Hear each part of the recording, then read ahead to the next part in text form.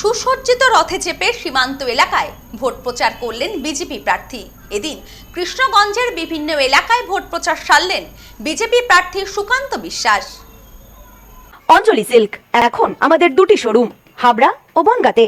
চৈত্র sell উপলক্ষে দুটি শোরুমেই কেনাকাটার উপর রয়েছে 5 to 50% ডিসকাউন্ট। ফোন 7044447885।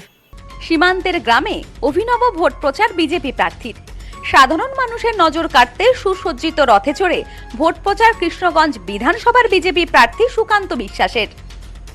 কাটাকাটা মন্দিরে পুজো দিয়ে এদিন দলীয় কর্মীদের সাথে নিয়ে সুসজ্জিত রথে চড়ে প্রচার সারলেন প্রার্থী। সামনেই বিধানসভা নির্বাচন, আর তার আগেই বিভিন্ন রাজনৈতিক দলগুলির প্রার্থীরা দিনরাত এক করে বিরামহীন প্রচার করে চলেছেন।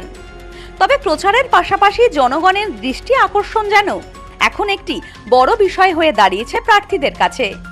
কেউ গৃহস্থের ঘরে গিয়ে রান্না করছেন, তো কেউ আবার গরুর জন্য খড় কাটছেন, আবার কেউ মাটি কাটছেন শ্রমিকদের সঙ্গে।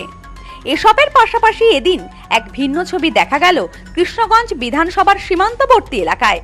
কৃষ্ণগঞ্জ বিধানসভার বিজেপির মনোনয়ন প্রার্থী শিক্ষক সুকান্ত বিশ্বাস এদিন সুসজ্জিত রথে চড়ে দলীয় কর্মীদের সাথে নিয়ে নেমে পড়লেন প্রচারে। এদিন সকাল সকাল কাদামাটা মন্দিরে পুজো দিয়ে শুরু করেন প্রচার কাজ।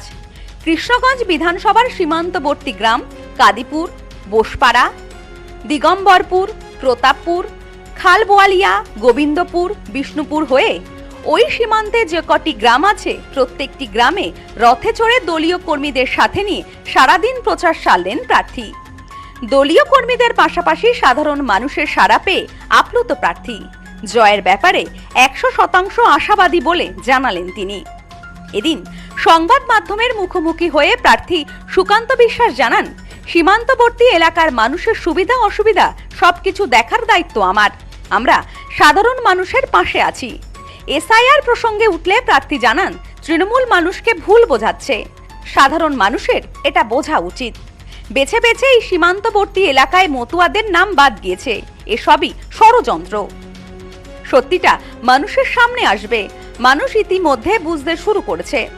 এখন এটা মানুষকেও বুঝতে হবে যে আমাদের এন্টায়ার এসআইআর সিস্টেম মূলত ওয়েস্ট বেঙ্গলের ক্ষেত্রে যদি বলি, যারা এটার সঙ্গে যুক্ত ছিলেন সরকারি আধিকারিক এবং প্রশাসনিক ব্যক্তি, তারা প্রত্যেকে স্টেট গভর্নমেন্ট এমপ্লয়ি এবং স্টেট গভর্নমেন্ট এমপ্লয়িদেরকে প্রথম থেকে মমতা ব্যানার্জি প্রেশার করে বলেছিলেন যে চাকরি যদি করতে হয় ঘুরপথে এবং তাদের বেতন যদি রাখতে হয় তাহলে যেভাবেই হোক না কেন তৃণমূল কংগ্রেসকে বেনিফিট করাতে হবে।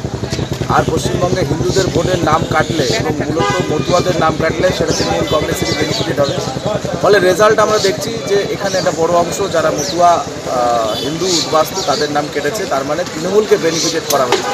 তার মানে এখানে পরিষ্কার বোঝা যায় যে তৃণমূল ইন্টেনশনালি তাদের সিস্টেমকে কাজে লাগিয়ে সিস্টেমকে ম্যানিপুলেট করে মতুয়াদের নাম কেটেছে। ফলে এটা সাধারণ মানুষও তারা বুঝতে পেরেছেন যে একটা হিন্দু ভোট কাটার জন্য তৃণমূল কংগ্রেস দায়ী, আর সেই তৃণমূল কংগ্রেসকে কোনোভাবেই তারা এবারে অন্তত একটা ভোটও দেবে।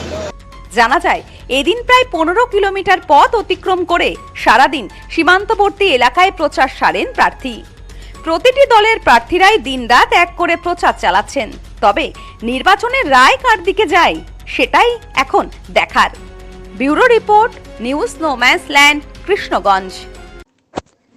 পশ্চিমবঙ্গের উত্তর 24 পরগনা জেলার বনগাঁ এলাকায় সুধীর কর্মকার কলেজ অব এডুকেশন এক স্বনামধন্য এবং অতি উল্লেখযোগ্য শিক্ষণ মহাবিদ্যালয়। বর্তমান এই শিক্ষক মহাবিদ্যালয়ে নতুন শিক্ষাবর্ষে বিএড অ্যাডমিশান চলছে। তাই বিএড অ্যাডমিশান নেওয়ার বিষয়ে যে সমস্ত শিক্ষার্থীরা আগ্রহী তারা অতি সত্বর কলেজের অফিসে এসে যোগাযোগ করবেন।